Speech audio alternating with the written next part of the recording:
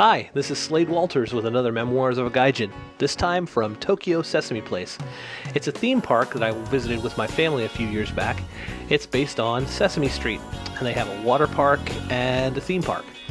When you arrive, you have to go up a really steep hill on a really long escalator.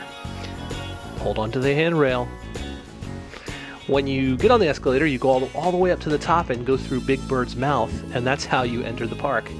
They've done a really good job in this park, and everything looks very much like Sesame Street, with water and splashing and stuff. Anyway, after the splashing, we saw a live Sesame Street show in Japanese, which I have to tell you was interesting.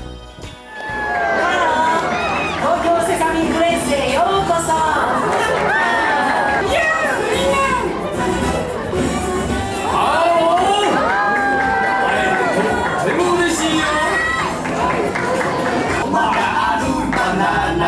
こんだけじゃない歌いながら数えよおいそらそら場を落とさないでみんなリンゴが好きどこでもできる頑張ってよ